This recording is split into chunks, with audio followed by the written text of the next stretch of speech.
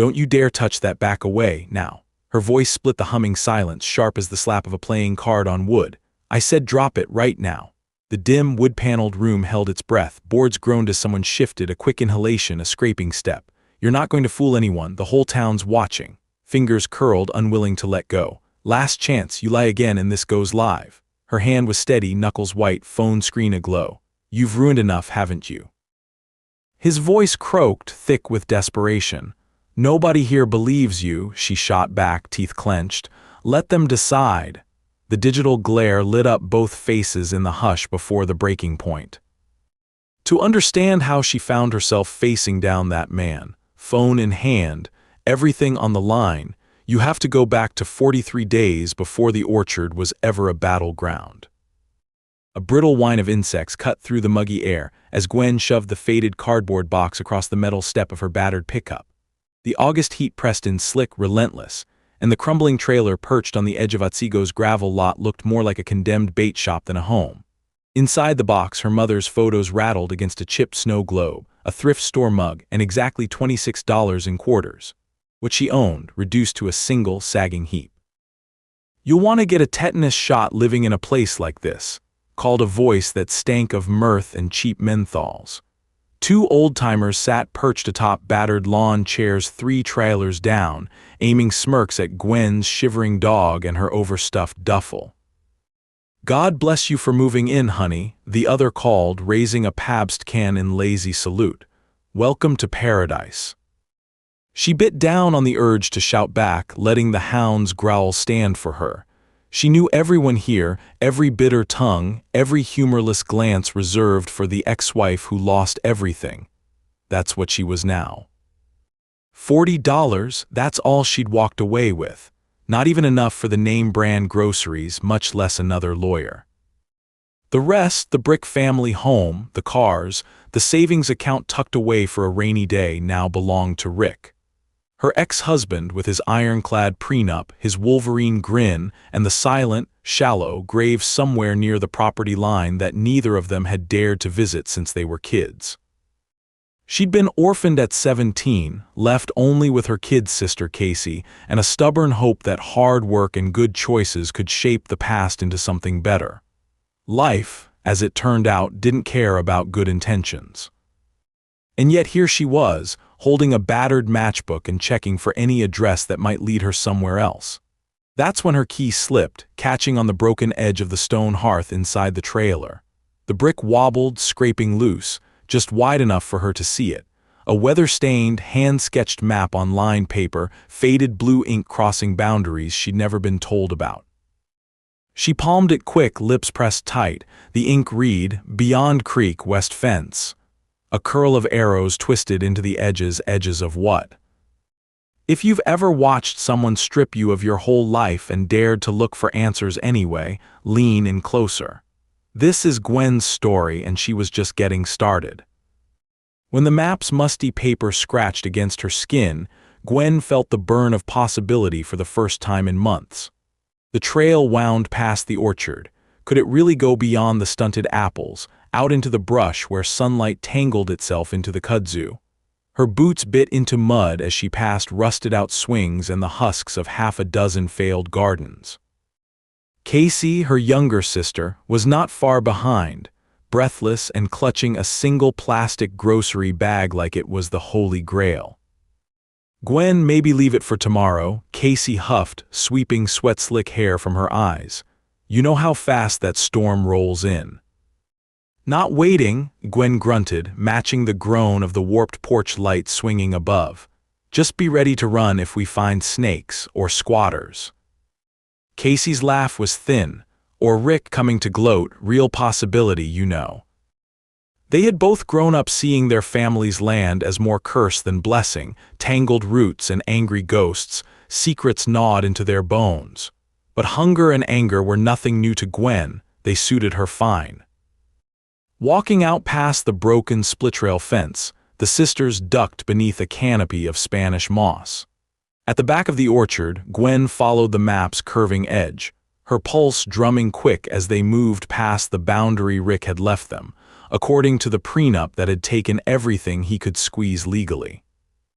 "I swear if I see him, I will throw a rake," Casey muttered under her breath, toeing a mossy stone.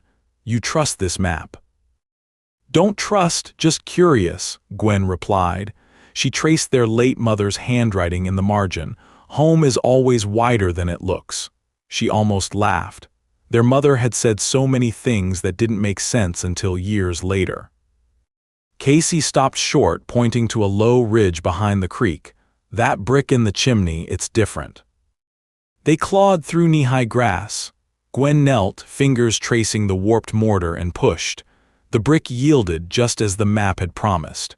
Behind it, wrapped in wax paper, was a square envelope sealed with grime. The sisters exchanged a look, hope flickering, naked and sharp. Inside, a second map. This one was detailed, every stone, every hollow counted, and beneath it curled a key, old and hammered smooth, tied in twine. The air thickened. No words needed. Both sisters knew they'd just been handed a puzzle with teeth. Night dropped hard and sudden, washing the orchard in blue. Gwen palmed the hidden key as thunder rumbled. Casey shivered behind her. "We tell anyone," Casey whispered, eyes darting toward the trailer park's lights. Gwen shook her head. "Not yet. If there's something real out there, it's ours. Let's see what's hiding before Rick sells the last bit of it."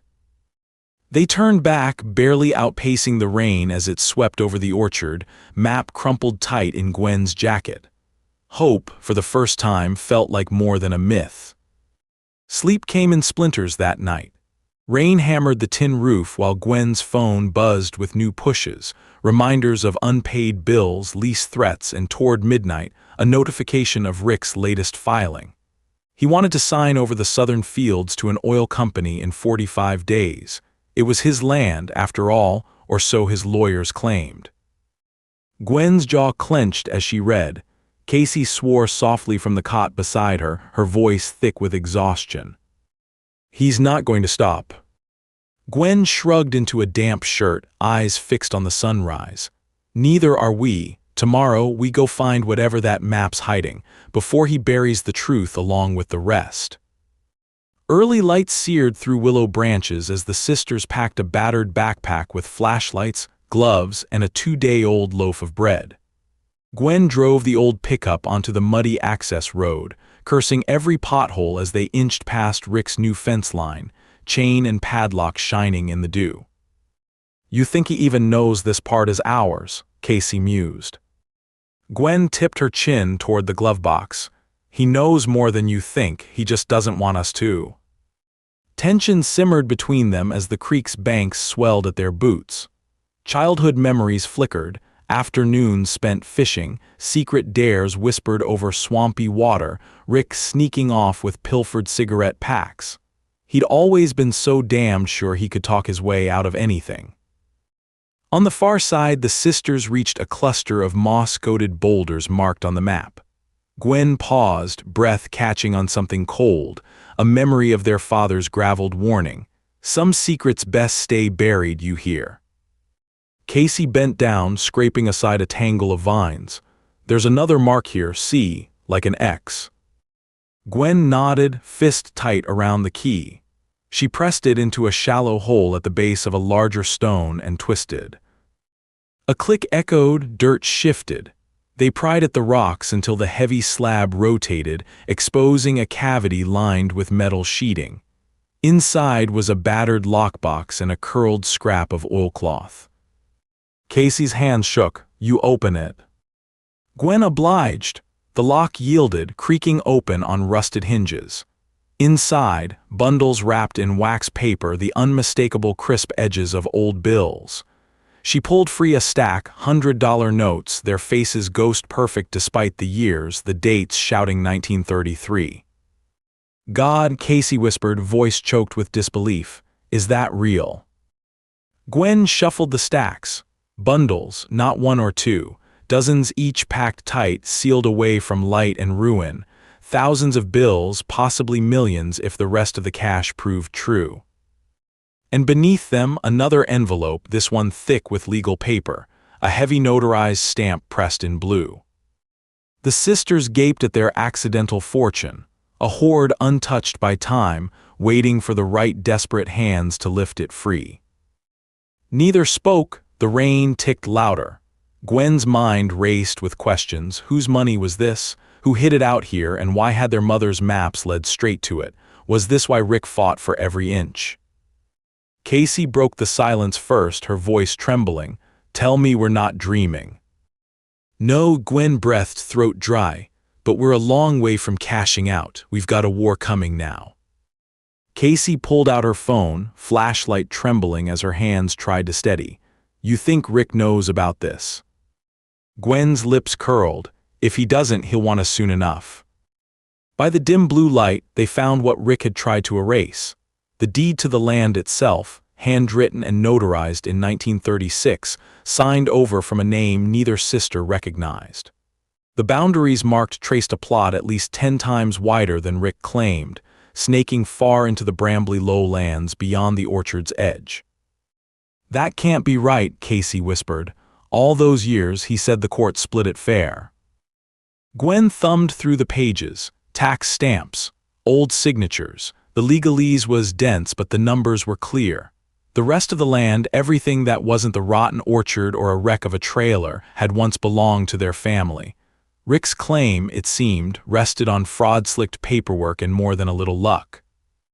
Should we call someone? Casey's voice faltered as she turned each page. Not yet, Gwen shivered. We need real proof, and we need someone on our side who can read this lawyer gibberish. Casey's flashlight caught on a margin note, one scrawled line, "Do not trust R." They stared at each other for a long, brittle second. We have to move, Gwen said at last, her voice gone hard. Once Rick hears a whisper, this is gone for good. They hid the cash in their packs, taking only 3 bundles to avoid suspicion. As they slipped back through the orchard's skein of shadows, Gwen set her jaw. Something old had been unearthed, and someone would do anything to shove it back down. The next morning dawned with harsh, white sun flooding Otsiego's main drag. Gwen sat across from Marlene Russo, local attorney and so-called family friend, whose office was a hodgepodge of tax forms and overwatered plants. I'm not taking your case unless you explain how 2 broke girls ended up with Depression-era cash, Marlene barked, glasses sliding down her nose. Gwen slid the envelope of bills across the desk. Count it, check the deeds. I want what's ours, and I need to stop Rick from signing anything in 45 days. Marlene scowled, rifling through the brittle pages. This isn't a joke, Gwen. Where did you get this? Casey's foot drummed against the fake tile floor. Hidden under a rock, old family map. We just want to know what's legal. Marlene pushed her chair back, squinting at the maps. If what you're saying is true, Rick's claims are hot air, but he's fast. If he ties the oil lease up before we act, you'll spend a decade in court, and the money's nothing but lawyer bait. Gwen shifted forward, voice low. Is it enough to stop him? Marlene tapped the deeds. Enough. Any judge in Otsego will choke when they see this, but you have to make it public. A class action, other plaintiffs, proof, the works. Bring the whole thing into the open before your ex-husband can bury the paperwork. Casey bit her lip. If Rick knew, He'll know soon enough, Marlene's gaze sharpened. And once he does, he'll fight dirty. You ready for that? Gwen glanced at her sister, who nodded with the dogged confidence of someone who's lost too much to back away now. We've got no choice, Gwen said, her voice steady. He took everything else. Marlene cracked a rare smile, sharp and lopsided. 45 days, you'll have to drag this into daylight before the auction's up. I'll start calling around. Gwen stood, palms sweating, hope mingled with terror. Outside, the town felt smaller, every knowing eye waiting for the next round. But this time, Gwen wouldn't wait for someone else to take the shot. 3 days later, the spiral began. Gwen's faded sedan shuddered up the drive at Casey's frantic call. They're here, Casey hissed, stalking the narrow lane as Rick's fresh Cadillac parked beside the fence. He stepped out, sunglasses low, smile easy as an open wound. Next to him, a pair of suited men, oil types by their boots, clambered out. "You ladies enjoying the orchard?" Rick's drawl rang out across the weeds, hands shoved deep in pockets. Casey went rigid. Gwen stepped forward, keeping her voice even. "You need something." Rick pivoted, voice dripping poison. "Only making sure my properties remain undisturbed. Hate for someone to trespass, break an agreement." Gwen stared, challenge hard in her eyes. "Last I checked, we own what's west of the creek, or is your memory slipping?" Rick's lips curled. "That's never been yours, darling. All the legal paper in the world doesn't change a damn thing." Gwen hesitated, her flaw sliding to the surface, her need to prove herself, to argue, to stand her ground long after the fight became dangerous. "Funny," she said, flipping her phone open, record button blinking red, "because I've got papers that say otherwise." The threat veiled, crackling hung between them. Rick's eyes narrowed. "Try me," he snapped. "You'll lose more than your pride." Gwen held his gaze, unblinking. "That's the last thing I've got to lose." As Rick stalked away, tension strangled the summer air. Casey gripped her elbow, fear serrated in her whisper. "You think he knows about the cash?" "Bet your life," Gwen replied. "But we're going to burn his lies down before the oil boys can sign a thing." That night, Gwen uploaded the first of many videos, shaky, unvarnished, her face shadowed. "This is what was left to me, what my ex-husband said was trash. Turns out, there are secrets worth more than money, and not all of them deserve to stay buried." She showed the hand-drawn map, the old bills, the deeds scrawling boundaries. The town simmered with whispers. Some laughed, a crazy ex-wife's fever dream, chasing ghosts in the swamp. Others watched, wondering which side of the fence they'd find themselves on when it all broke wide open. But by deadline, the videos sparked something darker. A half-dozen other families stepped forward, clutching yellow deeds, photos, tales of Rick's blackmail. The class action snowballed overnight, drawing fire down on Rick from every angle. The final spiral started on a Thursday, the day the town council met to discuss the oil lease, the day Rick thought he'd finally won. Gwen and Casey huddled in Marlene's kitchen. Charting each plaintiff, every line of evidence, they put together the full story. For decades, Rick had fudged claims, shredded papers, and threatened anyone who'd challenge his narrative. Casey's knee bounced. "We act now, right? Don't give him a day to wriggle out." Gwen nodded, voice grim. "We need to let everyone see. No closed doors." Marlene packed the documents. "You want me to call the cameras?" Gwen pressed her phone between her palms. "I'll do it myself. I'm done letting him control the story." The plan was simple: public exposure, every detail, every dirty corner. No threats, just the truth out where Rick couldn't bury it. The courthouse loomed under patchy cloud, crowds already gathered.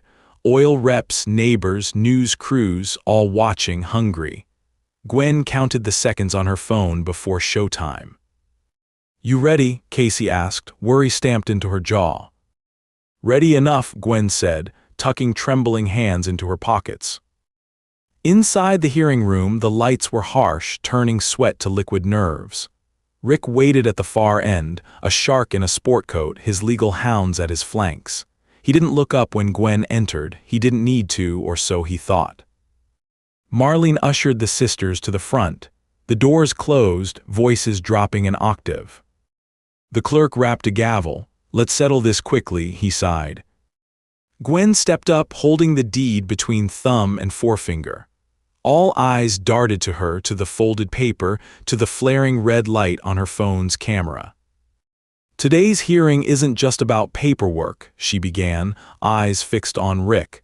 "It's about every person who was told their story didn't matter." He grunted. "Get on with it, Gwen. This is beneath you." She shot back. "Stealing land from family, was that beneath you, Rick?" He broke into a sneer. "You think anyone'll believe you over me?" She held up the map. "I don't need them to. Let's show these people the truth." Marlene took over, splaying the documents across the table. This county clerk's stamp is from 1936. It trumps your new deeds, Mr. Woodrow. Rick's lawyer cut in, irrelevant, Your Honor. The judge arched a brow. Let me see those.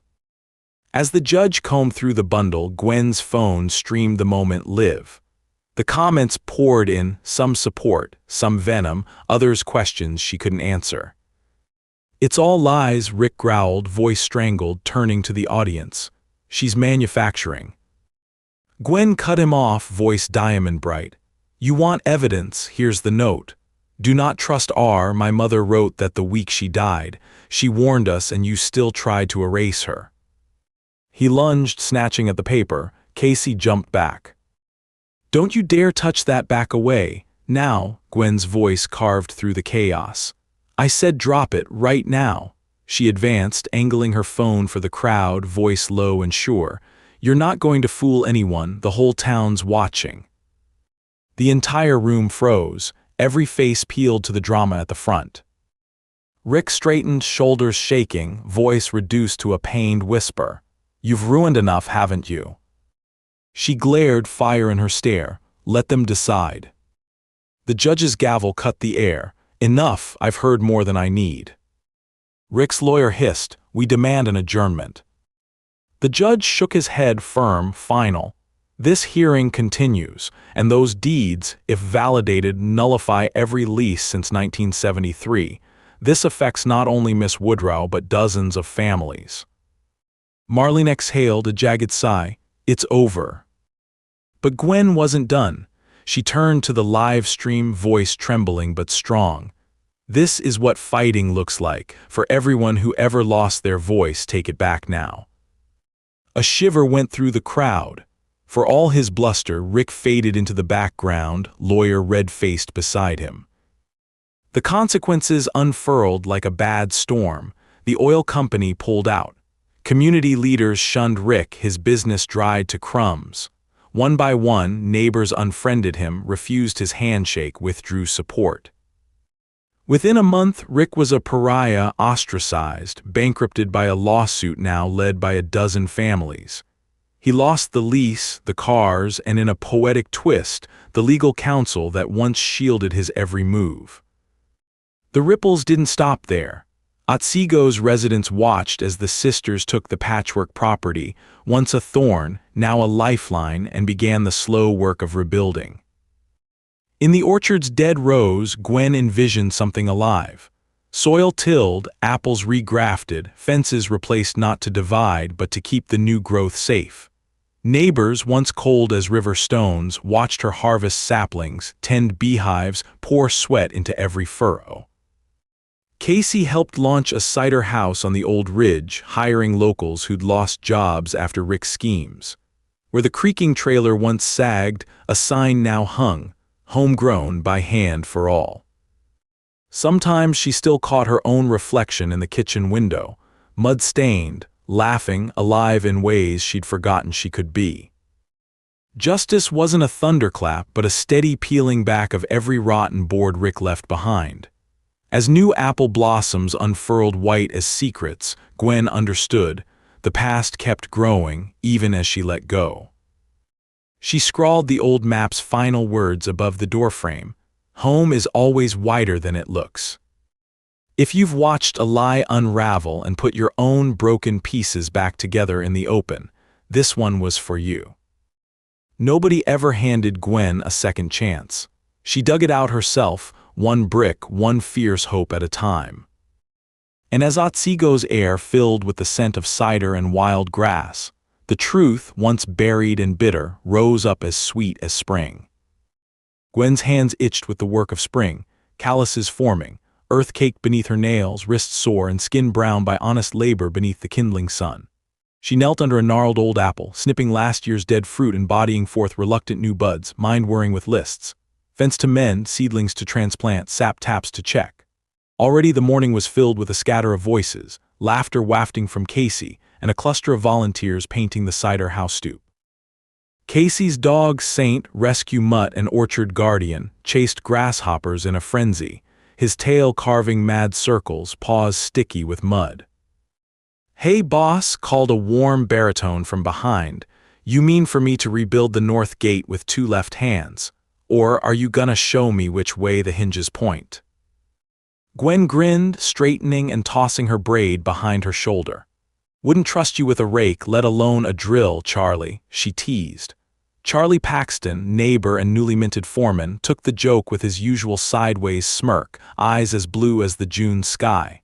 He had wandered up, carrying an armful of fresh posts and a crowbar. "No faith," he said, feigning injury. "I got the boards and the muscle. You bring the know-how, we might just look like we know what we're doing." She leaned on her shovel, relief softening her voice. "Honestly, I'll take help however it comes." He stood close, voice dropping. "You hear about Rick?" A cold flicker ran through her. "What about him?" Charlie's gaze flicked toward the orchard's edge where the fence dissolved into brambly wild. "Sheriff served him final notice. Word is he's clearing out, left the big house this morning. Bank took what was left." Gwen exhaled, some old knot loosening, like pulling a bad tooth. Charlie nodded slowly, then shrugged. "Some folks say they feel sorry for him, others are still looking over their shoulders." "Let them," Gwen replied, her tone clipped but not cold. "We've got enough to worry about here." He squinted at her in the sunlight. "You ever relax, Woodrow?" She laughed, truly laughed. "Ask me after harvest." Marlene's ancient Corolla rattled up to the house as if summoned, dust plume trailing, the little car stitched together by duct tape and righteous indignation. She emerged, flapping a manila folder like a victory flag. "Gwen, Casey," she hollered, hair already frizzing in the heat. "Council meeting S at noon, you two up for putting on a show?" Casey appeared with a tray of mason jars, cider fizzing golden in the glass. "We still gotta charm them out of the gas company's pockets," she called, waggling her eyebrows. Gwen grinned. "Marlene, I don't have another surprise deed tucked away. Just apples and mud." Marlene snorted. "Don't need more deeds, just need the town to see you mean business, and maybe get funding for the co-op." "We'll be there," Gwen promised. She wiped her brow with a sleeve and offered Marlene a jar. "You driving or testifying?" "Both," Marlene said, sipping appreciatively. "Just remember, keep it simple. Facts, vision, community, future. Otsiko's warming to you, but old wounds take time." Casey sidled up, lowering her voice. "Did you see the paper this morning? Sisters revive orchard, town rallies after scandal. Think that's us?" Gwen's cheeks flushed pink, pride mingling with shyness. "Could be, feels strange, doesn't it?" Casey nudged her. "Feels right, though." She scanned the sprouting rows of saplings. "Still think about Mom, about how she hid those maps?" "All the time." Gwen knelt, picking up a stray blossom, rubbing its velvet petal. "She must have known. Maybe she wanted us to remember what mattered more than land, more than money." "It worked," Casey said, dropping her own hand on Gwen's shoulder. "I think she'd like what we've made here." The sisters worked quietly for a while, joined by a few helpers as the morning warmed into early afternoon. The orchard had always been an anchor of their childhood, both a boundary and a bridge to all that was lost. Now it felt different. The hush in the trees spoke of beginnings, not just endings. Shortly before the noon council meeting, Gwen retreated to the small kitchen inside the cider house, her hands trembling as she smoothed her second-hand dress and pinned up flyaway hair. "You ready for this?" Casey was behind her, worry freckles vivid on her nose, smoothing the hem of her best, not quite white blouse. "As I'll ever be," Gwen said, checking her reflection, steady gaze, sun-browned cheeks, mouth firm. "You." Casey grinned. "Not really, but I've been ready for less." They marched across the green to town hall together, the courtyard buzzing with townsfolk, news crews, farmers in battered caps, and a few faces Gwen only half remembered from the old family reunions. Some offered shy waves, others mere nods, both more welcome than hostility. The council sat elevated, 5 figures in mismatched jackets. The county's circuit judge attended, apparently curious. The mayor beamed at the crowd, eager to savor the day Otsego might finally break free from the shadow of scandal. Gwen and Casey took their seats. Marlene shot Gwen a reassuring look as she was called to the stand. She spoke simply, voice clear. For years, my family was told what was ours belonged to someone else. We were left with scraps and told that's all we deserved. But we proved otherwise. We found the deeds, we did the work, and now we're asking for something simple, the right to build something better so none of our neighbors go through the same. She let the weight settle, people shifted, eyes fixed to her as if each syllable held the hope of their own losses. We want to turn the orchard into a year-round source of work, cider, preserves, pick your own honey. The co-op will be open to every resident. We want a business that pays its own back, not just shareholders in a city far from here. A counselor piped up, voice skeptical but not sharp. What about the past? How do we know it won't all fall back apart? Gwen replied, voice unwavering, I can't change the past. All I can do is be better today. She looked briefly at Casey, then back to the room. Our neighbors are already invested. We've shared the plans. Come see for yourselves, we're not hiding anything. This is ours together. Applause rattled the old rafters. Marlene whispered, I couldn't have said it better. Casey hugged her tight, giggle muffled in Gwen's shoulder. The next voice belonged to Mrs. Aldridge, a matron who'd lost her land to Rick years ago. If they can do it, so can the rest of us. Maybe it's time Otsego stopped acting like everything good will be stolen away. The room murmured approval. The council broke for deliberation, barely 10 minutes, before returning with grins and a unanimous vote in favor. You've got your grant, Miss Woodrow, the chairman intoned, and our blessing make us proud. Weeks passed with dizzying speed, the orchard transforming under hive-busy hands. Retired farmers came to lend advice. Teens earned pocket money scraping old paint and planting wildflowers. Gwen found herself training new staff, teaching cider pressing, hosting tastings, each day revealing new roots and new branches. On a soft evening, the Woodrow sisters hosted a spring festival for the community. Banners rippled, music lilted from fiddles and guitars, tables laden with pie, honey, and bread lined the fence. Children darted among the rows, ribbons trailing, their joy running wild where silence and suspicion had once hung heavy. Gwen wandered, a gentler nervousness fluttering as she accepted praise, offered samples, and recounted the story so many now wanted to call legend. A local reporter scribbled notes. Describe what it feels like, all this change, the young woman urged. Gwen considered, then smiled. Change is like pruning, hurt at first, but it's a chance for new fruit. Later, Charlie found her by the bee yard, 2 mugs of sweet cider in hand. Everything all right? He asked, settling beside her. She looked over the moonlit field, the blossoming orchard, laughter echoing. I keep waiting for the next disaster, she admitted, voice soft as dusk. But maybe that storm's past. He bumped her shoulder. You know, not everything has to get worse before it gets better. Sometimes good things stick around. She looked up, meeting his eyes, heart pinched with gratitude. How do you know? Charlie shrugged. Cause you're proof. You and Casey pulled this place back from the edge. People believed because you did first. They stood a long moment, silent, letting the music drift and the laughter grow. From the cider house porch, Casey called out, Gwen, they want a speech. The crowd echoed her name, faces lit by string lights and new hope. Gwen stepped up, nerves jangling, then found her center. Thank you all, she began, steady. We came here thinking we were alone. That's how Rick won for so long, by keeping us apart. But it turns out home is wider than one field, one family, even one story. It's made by all of you. She paused, eyes shining, voice husky now. For everyone who lost something they thought they couldn't get back, you haven't lost hope, not if you fight for it, not if you plant something new. The crowd cheered, hats tossed, feet stomping on planks. Casey leaped into her arms, laughing, and the joy tasted as sharp and clean as spring cider. The festival stretched late into the night, fires burning low, music threading through apple branches heavy with promise. 6 months later, autumn painted the orchard amber. The Woodrow Cider House logo now adorned bottles shipped as far as Chicago and Atlanta.